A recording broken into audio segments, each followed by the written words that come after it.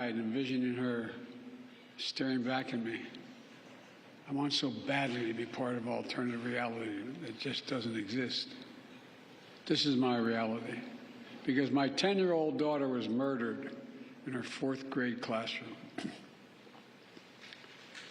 Standing there in Uvalde, Jill and I couldn't help but think that too many schools, too many everyday places have become killing fields in communities all across every part of America. And in each place, we hear the same message. Do something.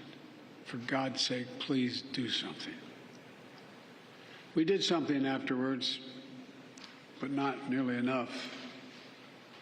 We still need to ban, in my view, AR-15 firearms and assault weapons once again. You know, they've been used time and again in mass killings of innocent children and people. We need to ban high-capacity magazines, the ability to shoot 20, 30, 40, 50, 60 bullets without reloading. Because today, guns remain the number one killer of children in America, guns. And over the last year since Uvalde, our country has experienced a staggering 650 mass shootings. And it's hard to say, well over 40,000 deaths due to gun violence. We can't end this epidemic until Congress pass some common sense gun safety laws to keep weapons of war off our streets and out of the hands of dangerous people. Until states do the same thing. How many more parents will live their worst nightmare before we stand up to the gun lobby?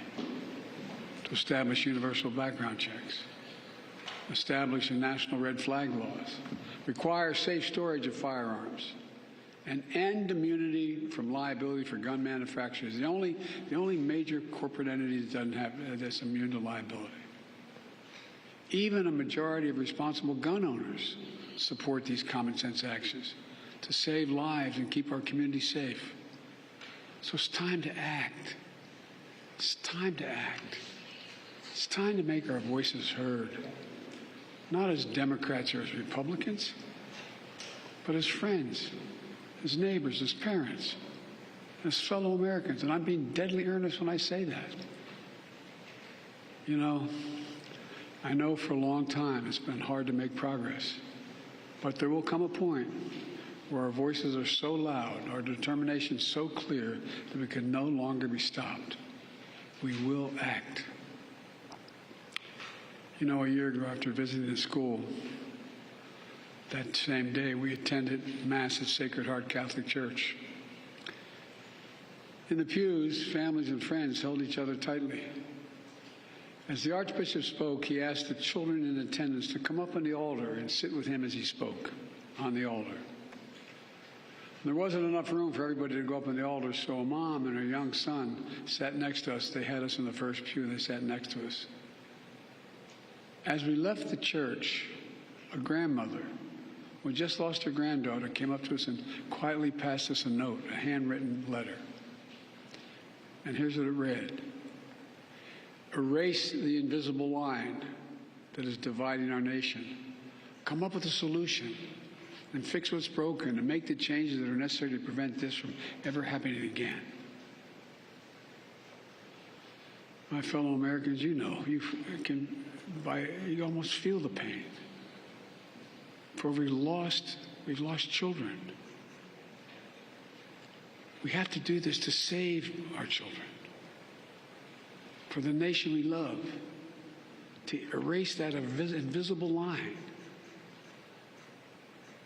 Jill and I stand here today, as earlier this morning we were talking about planning a memorial service this weekend, celebrating the anniversary of the death of our son, Bo.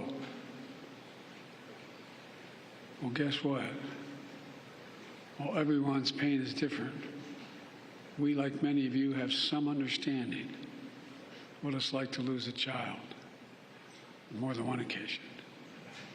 For those who've lost a loved one in Uvalde, to the moms, the dads, the brothers, the sisters, the grandmoms, the grandpops, This is what I know.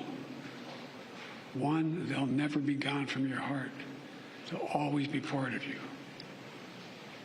And I know this as well.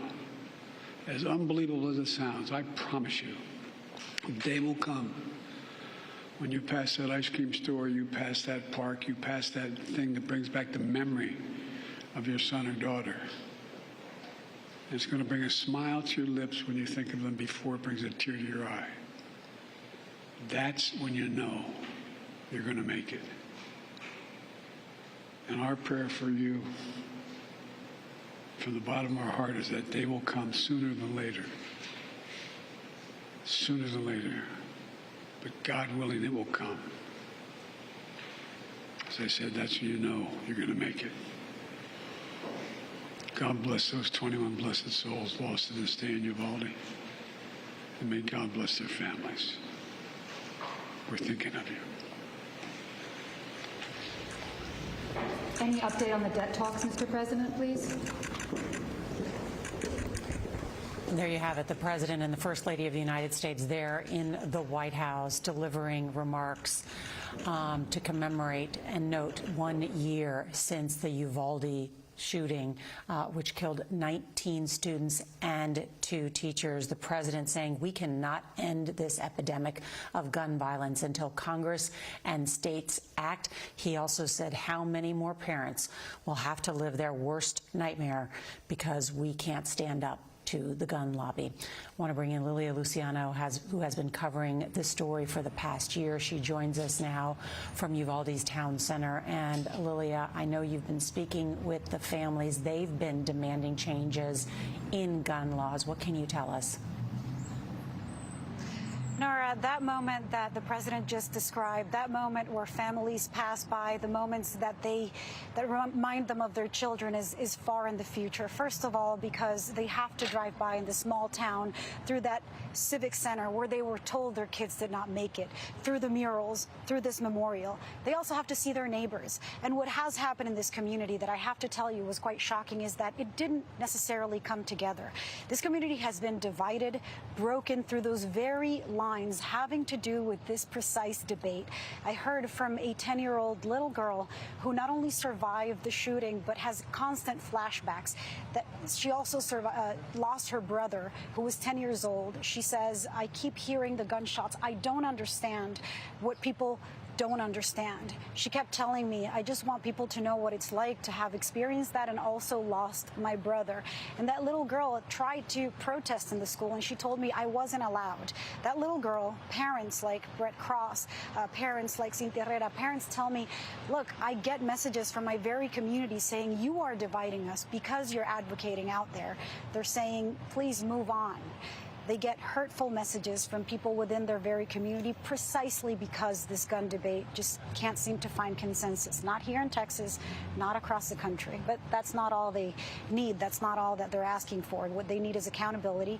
They are yet to receive a report of a criminal investigation that the Texas Rangers have been doing for the last year. They still have no idea what happened at Robb Elementary, how their children died. All they have is bits and pieces from leaks here and there, and all they can do is either protest or suffer in pain. Oh, Lilia, just not only dealing with the grief, but also the frustration of not having answers, as you point out. We should note, too, that there was a slight movement on a bill in Texas that would have raised the age of a purchase of an AR-15 style rifle to 21 years of age from 18, but it missed a key deadline. It never got a vote in the full Texas House, and that has been frustrating for many people, as well as this was a teenage gunman who carried out this massacre at Robb Elementary. Lilia, thank you as always for your empathy and your reporting and speaking with the families there for this past year and sharing it with us here. Thank you. I do want to bring in our senior White House and political correspondent, Ed O'Keefe, here in Washington at the White House. And Ed, the president saying it is time to act. It is time to make our voices heard, in his words, not as Democrats or Republicans, but as friends, neighbors, and parents. But there's absolutely no movement in Congress on this issue, correct? That's right. Despite the bipartisan legislation passed last year that made the most significant changes at the federal level in about 30 years, there has been no other movement otherwise to expand universal background checks, address the immunity that gun manufacturers enjoy, or, as the president once again said today, push for a new federal assault weapons ban. Notably, in a poll just last month, CBS News found that about 62% of Americans support a nationwide ban on the AR-15 semi-automatic weapon, similar to the one used in Uvalde. We've seen 10 states across the country, just 10, ban them. Washington State was the most recent just last month as well, but several others, of course, in the course of the last year have actually expanded or loosened gun rights in response to the public outcry in those states. Texas, of course, has been a ground zero for this debate for several years, others as well.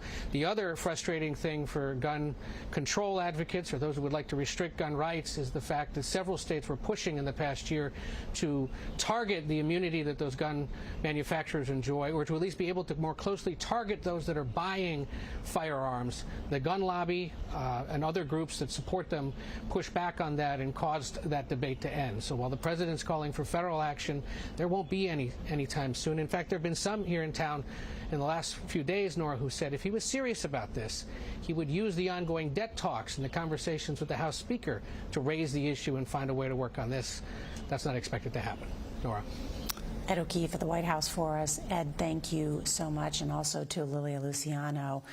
And before we go, we do want to note another major story that we are covering this afternoon, and that is the passing of music icon Tina Turner at the age of 83 years old. The chart-topping singer from humble beginnings in Nutbush, Tennessee, she would go on to become one of the best-selling artists in music history, with more than 150 million records sold worldwide. From her debut as the one half of Ike and Tina Turner to the solo artist, both on stage and on screen, her hits are just too many to name, but many of us know the words to many of her songs, including Proud Mary, What's Love Got to Do With It, Simply the Best, and Private Dancer, just to name a few of those songs. There will never be another Tina Turner, and we will have more on her and her legacy tonight on the CBS Evening News. We do want to note our coverage will continue on CBS News streaming, your local news. And tonight we'll have more from Uvalde on the CBS Evening News. This has been a CBS News special report. I'm Nora O'Donnell here in Washington.